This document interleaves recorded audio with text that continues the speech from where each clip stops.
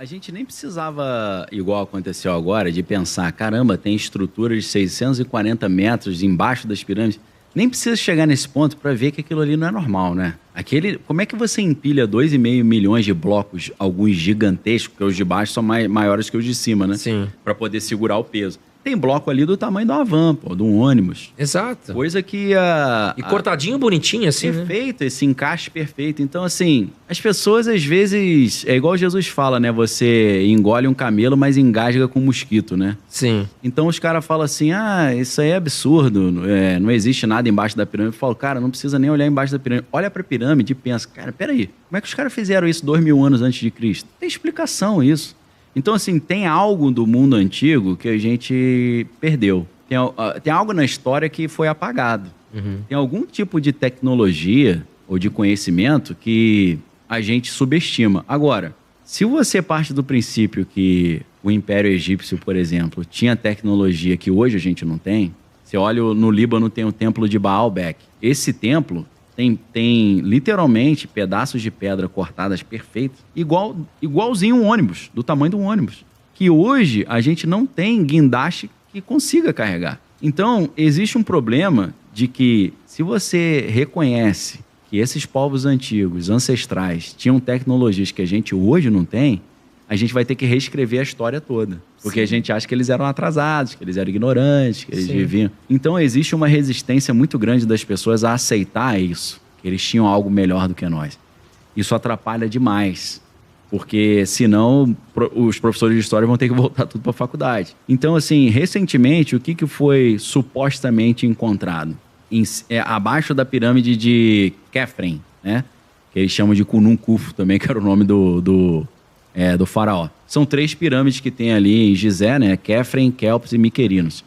A pirâmide de Khafre, eles fizeram... Tudo eu vou falar aqui supostamente, tá? O cara não fala, Daniel acredita nisso. Eu não acredito, eu acredito em Deus, meu irmão. E a Bíblia diz, maldito o homem confia no homem. Então, assim, eu estou reportando o que eles falaram. Eles falaram que através de uma tecnologia chamada SAR, que é abertura sintética de satélite, eles conseguiram fazer uma tomografia do solo embaixo das pirâmides. Nessa tomografia, eles disseram que encontraram embaixo das pirâmides 8 colunas ocas de 648 metros de profundidade, mas cada 2 colunas encaixam numa base quadrada de 80 metros por 80 metros. Então você tem 8 colunas, 4 bases, e abaixo dessas colunas, chegando a 1.200 metros, você teria outras estruturas artificiais lá embaixo. Então, o que é isso? Eles falam, pode ser uma câmara subterrânea, e ao redor dessas colunas, eles disseram que tem espirais que descem. Caramba. Então, a galera olhou isso, a galera da conspiração já falou, caramba, então as pirâmides são uma usina de energia do mundo antigo. Não pode até ser, não sei. Era a teoria do Nikola Tesla. O Nikola Tesla tinha essa teoria, né? Essa história do Tesla também é interessante pra caramba, porque existia a competição do Tesla com o Thomas Edison, né? Dos cientistas que competiam. E aí o Nikola Tesla teria desenvolvido várias tecnologias super avançadas, só que aí ele começou a querer, inspirado nessa ideia de que as pirâmides são usinas de energia, e usinas de energia, assim, sem fio, Wi-Fi, ele cria uma torre, e com o patrocínio do JP Morgan, não o banco JP Morgan, o JP Morgan mesmo, né, o fundador do banco. A ideia era que eles conseguissem ter ali um sistema elétrico para as empresas do JP Morgan, mas aí ele falou para o JP Morgan, não, eu tive uma ideia melhor, a gente vai oferecer energia gratuita para o mundo inteiro. Ele falou, não, energia gratuita para o mundo não, pô. Aí você vai quebrar o business, pô. Eles têm que pagar a conta de luz. Aí o cara falou, tá cancelado o projeto. Aí cancelou o projeto, ele ficou cheio de dívida, morreu lá todo amargurado. Aí, assim que ele morre, um tio do Donald Trump, que trabalhava para o governo americano e no MIT, no Massachusetts Institute of Technology, é o cara designado a pegar esses documentos. Então dizem que o tio do Trump pegou todos os documentos do Tesla. E aí eles desenvolveram as tecnologias do Tesla sem dar crédito a ele.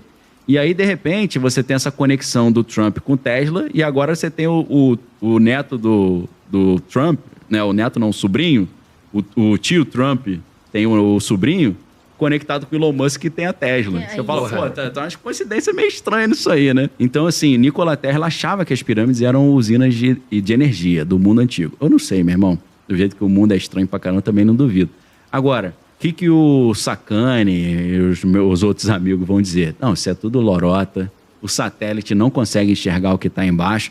Só que o Filippo Biondi, que é o italiano que trabalha com satélite, já trabalhou no observatório italiano, ele fica 1h30 explicando como é que ele conseguiu usar essa tecnologia do radar de abertura sintética para poder olhar embaixo da Terra.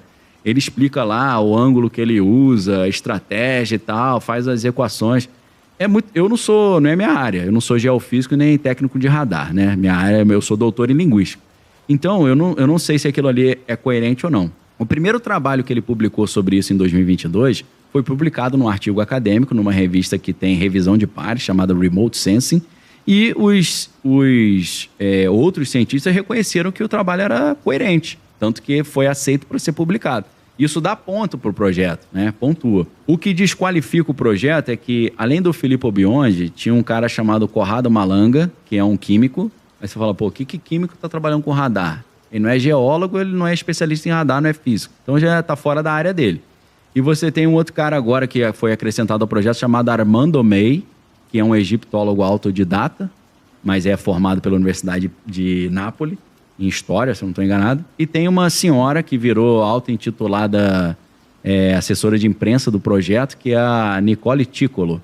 Só que, poxa, tirando o Filippo Biondi, que é o técnico de radar, os outros 3, eles mexem com hipnose, são ufólogos, falam de alienígena, aí estraga a seriedade do projeto, né?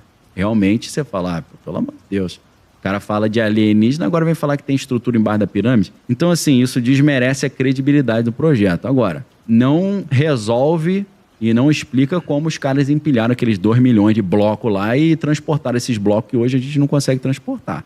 Então, independente se tem estrutura ou não embaixo da pirâmide, eu quero ver alguém reproduzir um negócio daquele ali. Loucura, cara. Difícil. Eu quero reproduzir aí pra mim. Eu já ouvi falar que era elefante que puxava, que aí tem uns milhares de artesões. Cara, mas nada fecha a conta. Pra quem viaja e vê essas estruturas, é absurdo. Exótica, né?